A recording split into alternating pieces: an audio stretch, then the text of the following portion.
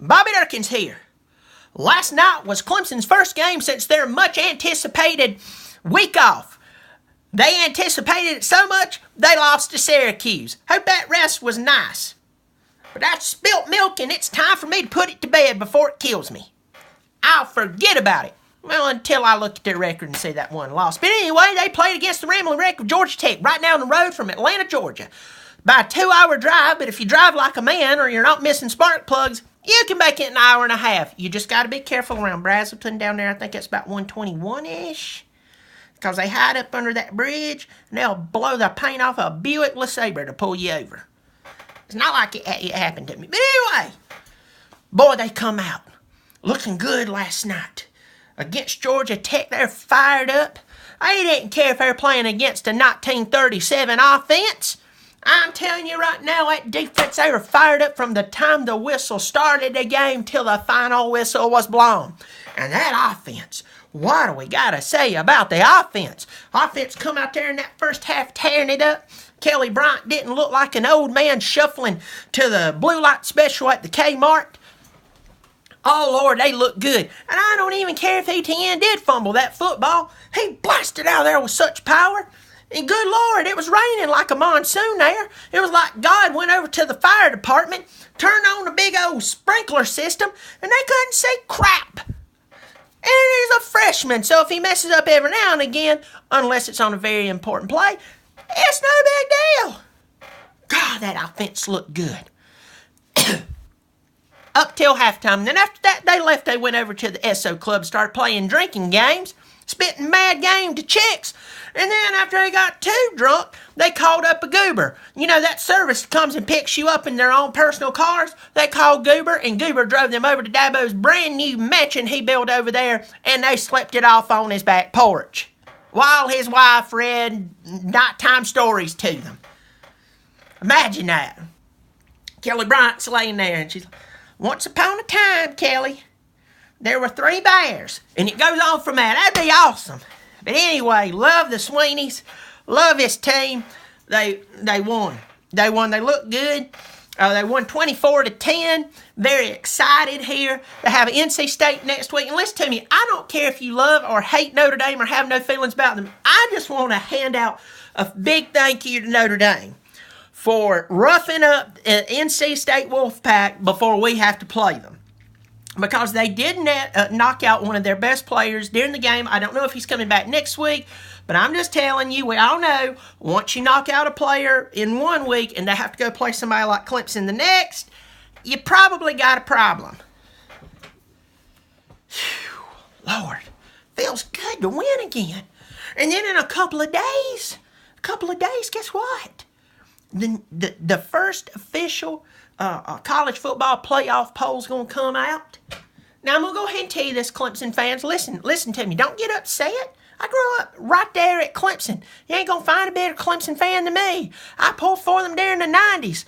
Lord, I should never pull for them again after the 90s.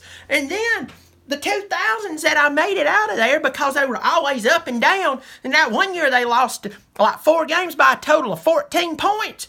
I should have died from a stroke, but I'm still here today, and I still believe in my Tigers. Let's go ahead and be ready. We're probably not going to make the initial 4 right now. But it doesn't matter. We got a whole season. And getting off of Clemson, I got my trusty computer here. Hold on 1 second. Got to get down right there. Roll that up. This ain't working. Technology sucks. Oh, there it is. Well, Alabama Crimson Tide was sitting at home in their underwear watching everybody in their league fall apart. After, I hope Momo didn't shoot old June down the road. They've been arguing. That siren coming by. Anyway, after yesterday, Florida doesn't have a coach anymore. Tennessee lost again. There's a lot of rumors swirling about that one. And, it's just a weird day. But, do y'all think I got pudding for brains? Be careful how you answer that. I told you that Penn State was not going to come out of this 3-game stretch. I don't care if they white out the joint. I don't care who's up for the Heisman Trophy.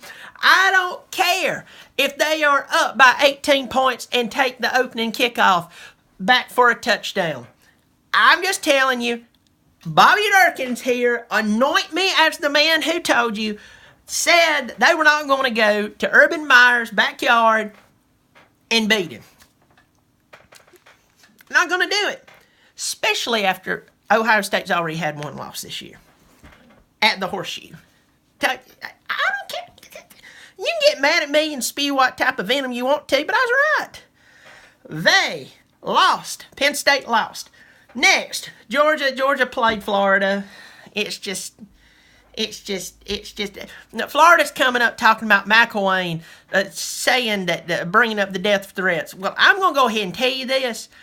Even if the death threats didn't happen this week, they did find out that there were death threats. I'm not a Florida fan. I care less. So anybody can say it's unprofessional to say anything. Well, let me tell you how the world works, unfortunately. You can say anything as long as you win it. You can sacrifice dogs, puppies to Beelzebub as long as you're winning. And we're just all just too, it's annoying, which I think that's wrong anyway. But the only reason they went ahead and got rid of McElwain is because of that 42-7 loss. That's it. Sorry. Georgia won. Who else went down? Iowa State beat TCU. I told you it was coming. Next, this is the team that shouldn't even be in the top 15, and I'll guarantee you they're going to be in the top 4 when that college football playoff comes out. Wisconsin with a commanding win over the Illinois Fighting Illini. That's a tongue twister. Let me see. Wisconsin played the Illini yesterday. Next week they play the School of the Deaf and the Blind of Muncie, Missouri. The week after that they played the Blue Bonnet Ladies. The week after that they played the local YMCA rec football team. See where I'm going with this? They ain't playing nobody. They should not be in the top 15. Of course, Miami, they barely beat North Carolina. It's going down here. Pac-12. Washington won. I don't watch Pac-12 games because I have to stay up too late. And Bonnie Dirkens, my beautiful, lovely, precious wife, thinks I'm sitting up watching Cinemax after dark. No, sweetie, I'm watching the Pac-12 after dark. She doesn't believe it. She believes I'm sitting there watching that smut they put on Cinemax. Well, I'm not. Especially after I told them to take it off of television because my wife thought that I was down there watching that crap when I was watching Washington football. Thank you, Pac-12. You got me in trouble when I did nothing. Virginia Tech beat Duke. What a surprise. Washington State, they fell apart. Nobody cares anymore. Michigan State lost to Northwestern. That was, South Florida lost a game. Oh, tell me it ain't so. Told you so. And then UCF. Funny story about UCF. They came to Clemson about, 8-9 years ago. Give or take a year. Go sue me if I'm wrong. You get nothing. You won't even get this hat. This hat is useless. But, it's my pride and joy. But UCF, when they came to play at Clemson, told everybody to refer to them as Central Florida. We are not UCF.